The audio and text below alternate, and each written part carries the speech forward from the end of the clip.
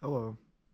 The message of this video is be careful with pedalers or cycling. In my experience, nothing hurts me more than using a pedaler or cycling, if you want to call it that. I can run for 2 miles in under an hour on a fast summer day, or I can hike for almost 4 miles. And the pain associated with those activities does not come close to matching the pain associated with cycling for about 15 minutes. When I originally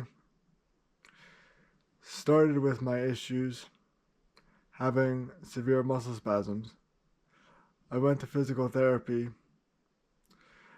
and they had me cycling on a bike for a bit. That did not help my issues at all. If anything, it just kicked my issues into hyperdrive and set me on a years-long journey of taking a lot of muscle relaxers. The reason that cycling is so painful, at least painful after the activity is over, is because it is so effective in solving the issues associated with cerebral palsy. Now you would think having an effective exercise is a really good thing, and it is, but your body has to be ready for the level of effectiveness and change that is going to come with that. Now, in my case, my cerebral palsy has effectively rotated my tibia.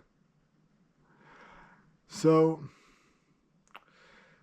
in terms of cycling has a great way of taking the rotation out of my tibia.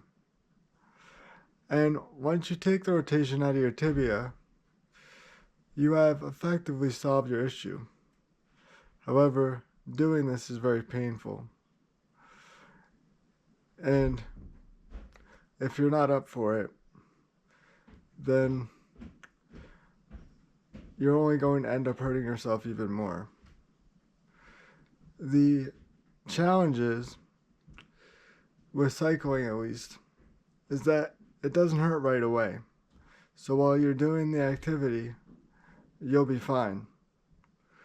It is only afterwards that your brain freaks out and puts you into intense muscle spasm for many hours. If we go a little bit deeper into what I believe the mechanics of the issue with cycling is, we can see that primarily how you cycle, at least sitting in a chair, you tend to use the hind foot a lot to rotate the pedal over and push outwards. Now, if you know anything about foot problems and spastic cerebral palsy, you will know that the calcaneus or hind foot is very displaced. It is very weak and stiff. It is not used to being used.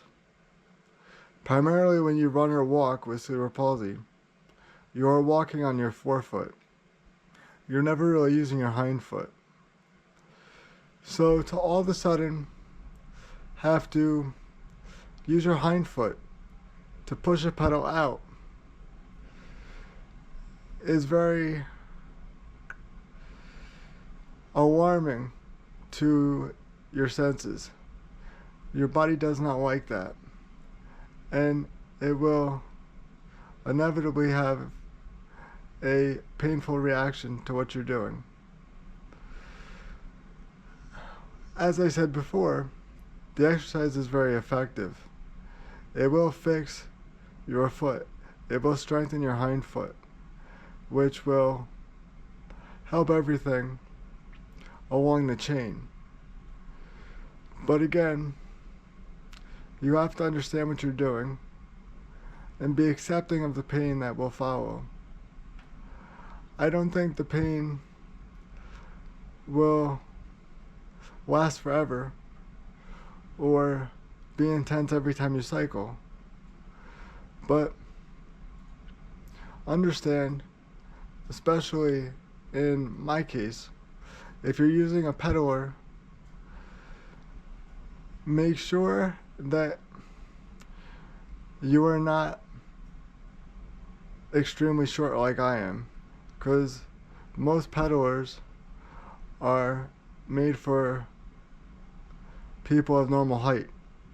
If you are short like I am, the length of the steel will be a bit long, and that will require you to push your heel out even more, which will make it even more difficult, which you could argue is a good thing. Again, it will be a more effective exercise, but the pain associated with that will be higher.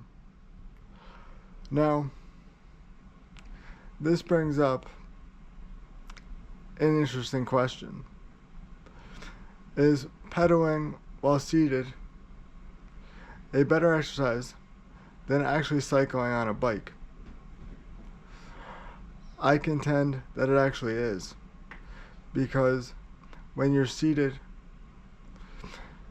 you are angled in such a way that in order to rotate the pedals over, you have to extend your feet that much more, because your body is not over the pedals. If you are cycling a regular bike, your body should be in line and over the pedals, so you don't have to extend your hind foot when you pedal that type of bike. So these are just some thoughts. I think it's pretty useful, pretty interesting.